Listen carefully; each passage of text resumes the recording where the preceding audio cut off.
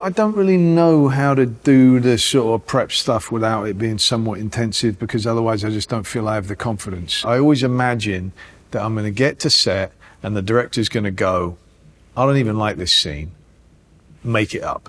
And I've got to be ready for that. And if I'm not ready for that, I feel very insecure arriving on the set.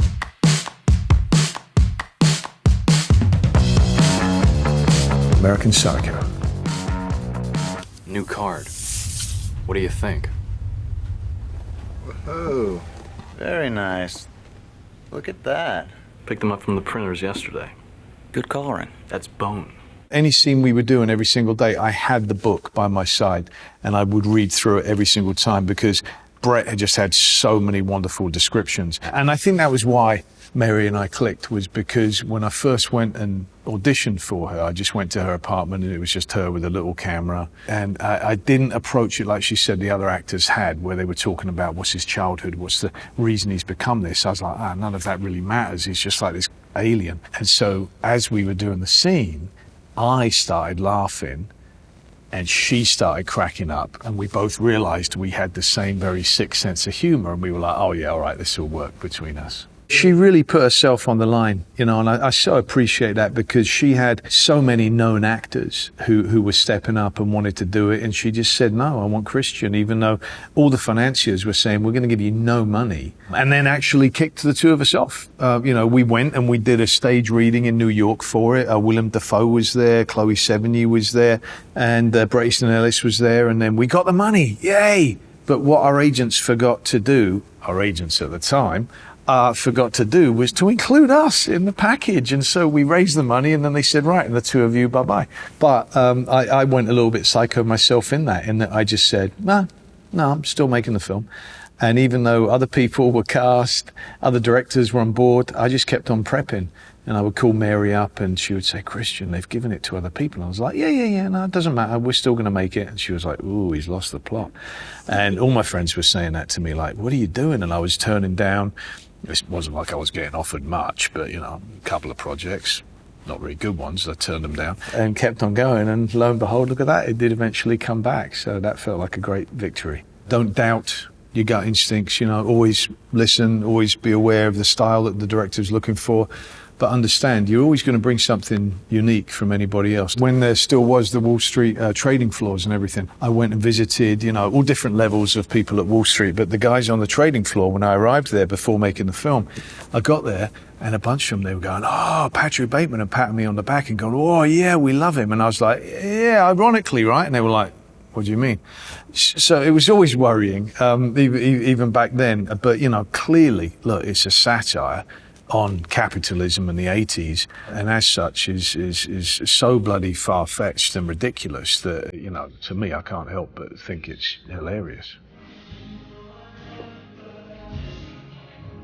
Do you like Phil Collins?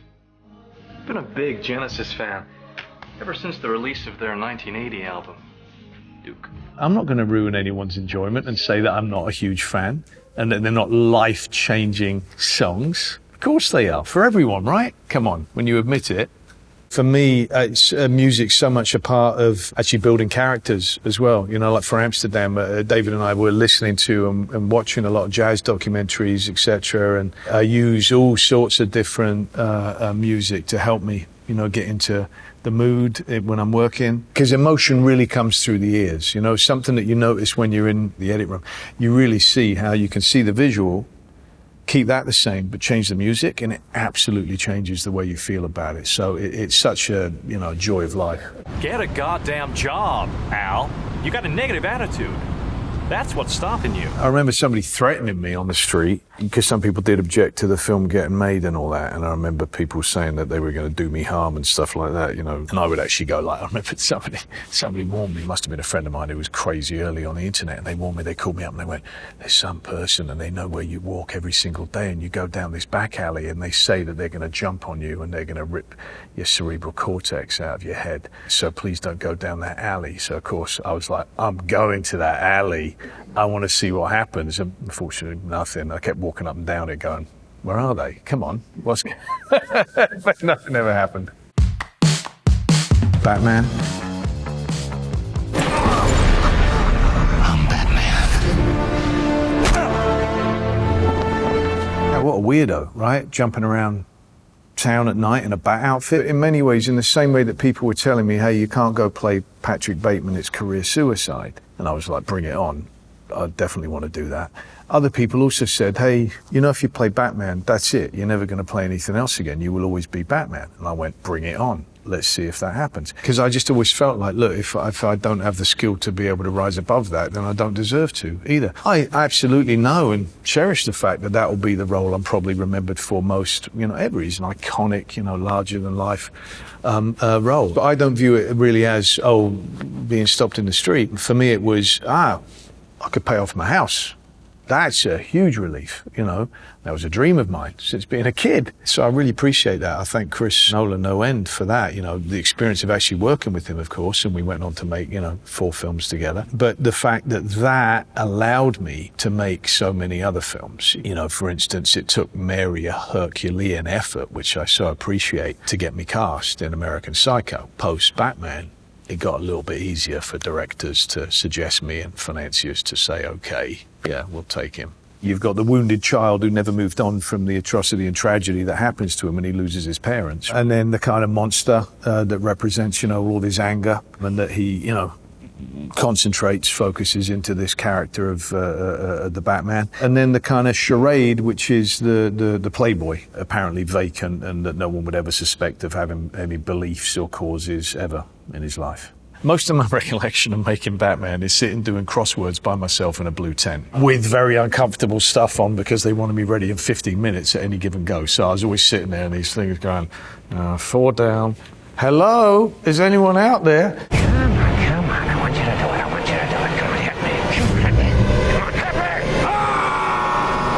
hit me. Hit me. Heath Ledger, who, oh my God, you know, what a performance. What a pleasure to have gotten to work with him and just to see him, you know, and how much he put himself into the Joker. And I was watching it going, yeah, this is absolutely fantastic.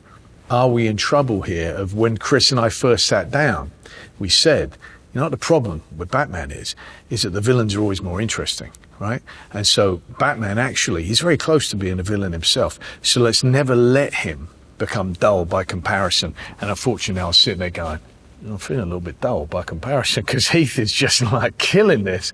And but I'm so proud of that film. I love it. The Dark Knight is absolutely extraordinary, you know, and it was such a pleasure to have gotten to work with Heath. I don't want to kill you. What would I do without you? Go back to ripping off mob dealers? No. You complete me. You're garbage. You kills for money. Don't talk like one of them. You're not. Even if you'd like to be.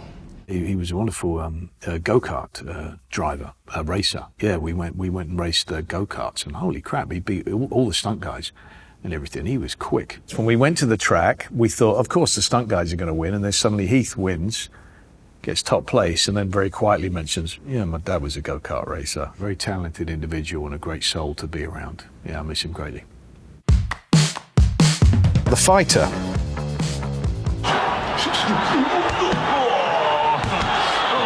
Dickie, he's such a character, like he makes his presence felt all the time. I mean, I spent so much time hanging out with Dickie beforehand and still in touch with Dickie Jr. Being in Lowell, hanging out with him, going walking around, getting kicked out of bars, having almost every cop stopping and going, hey, Dickie, and then telling me about a story about when they arrested him, going to the boxing gym, jumping in the ring and sparring with him. And oh my God, it's really quite something when you might think you can, I'll be a decent boxer.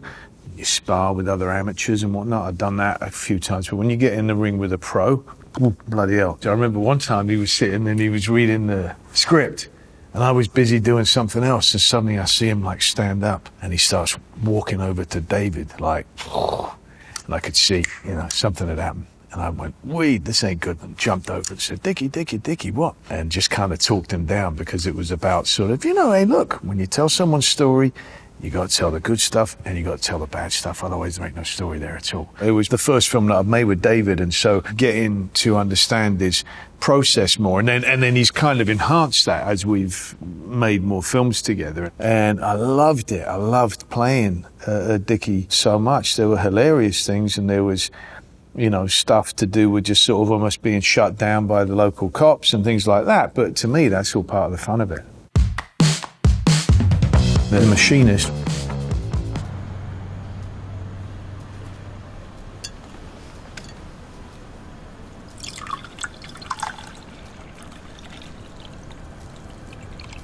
You okay? Don't I look okay? Brad, when I turned up, was really stunned at how much weight I'd lost. He went, "Oh, you really did it." Like he didn't think I really was going to. That was just a outward show of his guilt and being eaten alive, literally, by guilt. I'd come off of making a couple of films that I'd been less than satisfied with and just really wanted something where I could become immersed and obsessed with it. I remember at the time it was like not the smart thing to do because there was no money in it and it was like, oh, bloody hell, I'm going to lose my place where I'm living, and I was quite newly married and all that. So it wasn't the business smart thing to do, but I've never been smart in a business way. But it was something that I really wanted to challenge myself and kind of see, could I achieve that? Could I fulfill how I imagined the part of Trevor should be played, and testing myself. Hey, perfect fit. A lot of times, actually, I would sit there with headphones in, but I wasn't listening to anything. I was just pretending to listen so that I could actually hear everything that was going on, but nobody thought I could. Also, at the time, I was engaged in a very filthy habit of smoking, so I was rolling my own cigarettes and sitting there puffing away. I did read numerous things. I remember, because of the conversation with Brad, the director, I read Crime and Punishment, but then I was reading a lot of Light Affair as well. The main point was that somehow losing all the physical weight put all the energy into my brain, and so I only slept 2 hours a night, and all I wanted to do was read. And so I would just sit and read endlessly, and I found that I could read without stopping and needing to move or get a distraction. I could just sit and read for 10 hours straight without moving a muscle. Yeah, I can't do that now. The Big Short. I've been very clear. People will withdraw their money. Lawrence, that would be so stupid. I mean, if the fund's capitals drop too much, then the swap's contracts are voided, and then the banks get to keep all of the collateral. Wait a minute. Wait. All of it. What? The contracts are voided? The contracts are voided? I had a wonderful day where we sat in his darkened office together and just chatted, and they had scheduled all these things for us to go out and about and do different stuff, and we ended up doing none of that because we just enjoyed talking with each other so much and had just an extraordinary day. And he was so helpful, and then he came to visit the set, and then we keep in touch from time to time, and he's an extraordinarily special guy, and wow, what a role. And also my first time working with Adam, which I just loved. He's something else. He's like with David, when you get really great directors, they're very unique in the way that they work.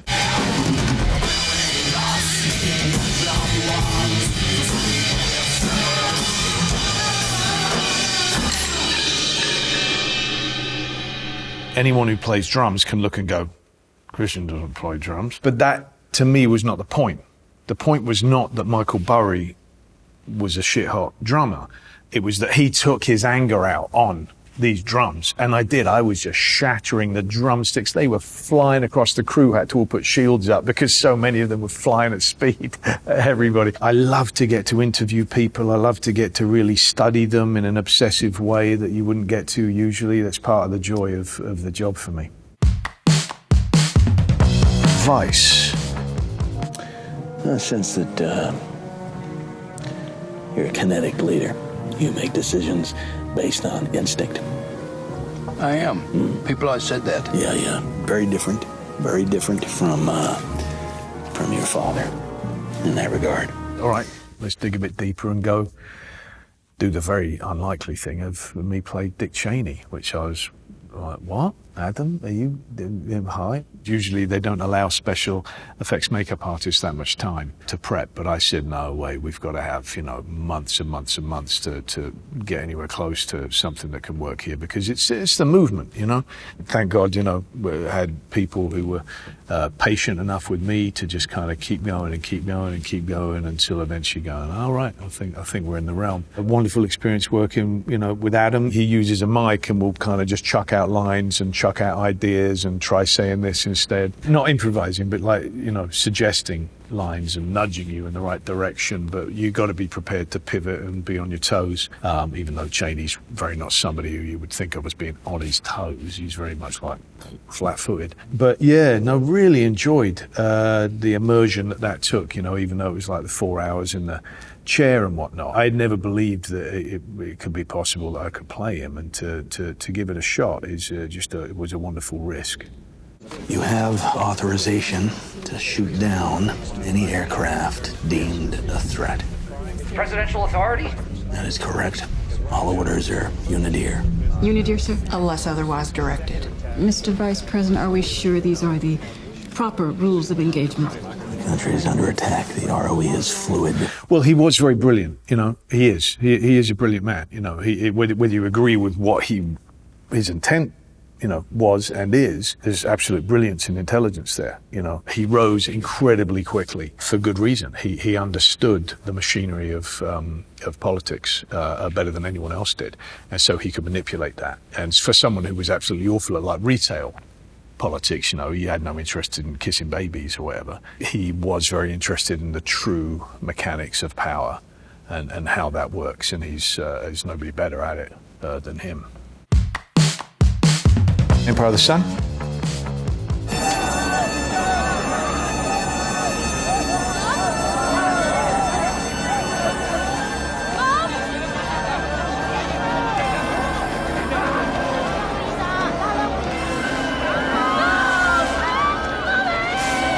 Man, what an adventure. Yeah, it was something else. I got to not go to school and travel about by myself. And I had no idea just how unique that experience was at the time, because I didn't realize that every film didn't build a bloody runway that planes could land on in the middle of a marshland in Spain, or build a pagoda, or build, you know, huge hospitals, or build literally half a full-size stadium out there. I didn't realize every film didn't travel to China and have, you know, 10,000 extras up and down the bund. You know, it wasn't until later when I was on much smaller films I went, oh, yeah, well, that was a big one.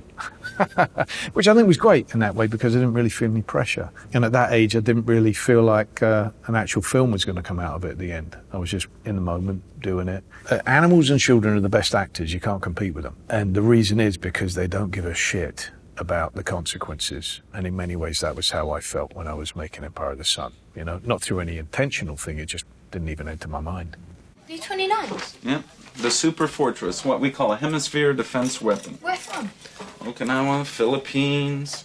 Tokyo is in bombing range now. Tokyo? You tell them to think you're going home soon. There's a great purity to just playing a role, and that's it, because every kid does it. Every kid. I still consider that I play dress up for a living, you know? And kids do that naturally. It only gets spoiled when adults come in and ruin it by bringing money and expectations and you should do more, etc. That's when things go wrong. I never felt that while I was filming. You know, I mean, there were times because I left my family, etc. They weren't able to come with me, so I'd be like in the airport, you know, crying my eyes out, going, I don't want to go. But when I got there, man, I was loving it and I was enjoying it no end. But then it was when I started doing the press, I didn't get that. I couldn't understand that. And I didn't understand why I had to keep talking about the same thing all day long. And I was starting to go insane, and then people follow me around or whatever. And so that was when I went, oh no, this isn't for me. But I always focused on going, yeah, but I really did love doing it itself. So let's try to figure it out so I can deal with this part of it and not have to stop doing the bit that I really do enjoy. There's a price for everything, and it's once you get your head around it, it's a very small price to pay for getting to tell stories. And I recognize, and I'm so grateful for what I do get to do. Amsterdam. How can I know this is you really in the picture? Yes, sir. So, well, I'm the doctor. She's the nurse. He's the attorney. We all met in Belgium, which, if you recall, is where we met for the first time. To Bert, someone who's in experimental medicine. And likewise, so with his brace, you know, it's something that he hates, but he can't be without because he's got such terrible injuries, you know, to his back and his spine and everything like that. So, no, I just kept on all the time because also you see it through the suit, you know? It's kind of like two little bumps of the metal sticking out, you know, and if I can avoid acting, I do avoid acting. Like if you can just really do it and be uncomfortable, why bother pretending to be uncomfortable? Just be uncomfortable. It was a practical thing because, you know, these were very rudimentary back braces, not like anything that you would get today. These were things that he had kind of made himself in the same way that he's working on creating medicine that can help these returning war vets who weren't given a damn bit of help. You know, they were meant to be returning heroes and absolutely nobody treated them like that. It was despicable. And who were all suffering from PTSD, but nobody recognized that at all, and these terrible, terrible injuries, but didn't have the right painkillers or anxiety pills or whatever. David and I, we wanted to create characters that we loved, that we wanted to hang out with, characters that just refused to be beaten down by life despite everything that life had thrown at them, that they remained optimistic, refused to be cynical whatsoever. Eyebrows up was kind of our mantra. Where is my eye, Harold? Right here. Yes. You leave me here with this invalid when you know very well that I think she should be hospitalized. It's for her own good. I do remember that both of them looked a bit shell-shocked on the very first day of work because they hadn't worked with David before. We'll film the script, but then he will just throw different lines at people, or he'll just change the lines. No, don't you say that. You're going to say that now. And he'll be laying on the floor underneath here, and then he'll crawl during the scene over there, and then he'll be up behind the camera over here, and then he'll just say, change everything and go do that. And I love it, but David would occasionally come to me when he saw someone was just sort of looking like a deer caught in headlights and say, oh, can you go be the ambassador and just explain how we're going to do this? And then everyone got into it, and then it's really joyful and just a very, very satisfying experience. And Margot and JD just embraced it. You know, and then I would go off and, you know, I'd telephone him and go, I sound like a stalker, but I'd be like, there's a dude I'm following down the street. Oh my God, he's fantastic. I'm going to use this for Bernie. He's like, great. And then I'd tell him that. Mannerisms from different people, attitudes. You know, it was all kind of very baked in and over years. So what's wonderful about that is that by the time you're actually filming, it's really in your bones. Pale Blue Eye. There's so many good actors. I tell you, lately I've been so blessed with the different amount of talented actors I've gotten to work with. And so it was a real pleasure to work with all them. But let me just focus on one, and that would be Harry Melling, because Harry is just a really superb actor. And so I just enjoyed any day that we got to do scenes together. Scott Cooper and I have worked together now. This is our third film. I love working with Scott, and this was something that we've been talking about since like 2012 that he had been putting together. He is prolific beyond belief in terms of his writing. He went and did different things. I went and did different things. But just the period of it, the gothic sort of crime nature of it, the sort of fun origin story of Edgar Allan Poe and what might have made him into such a master of the macabre, and why he was so comfortable and enjoyed that way of thinking and trying to think about, okay, well, what let's create a character that could have inspired all of that, and that also keeps in the vein of an Edgar Allan Poe story itself as well. So, and I think Scott's done a superb job again with that.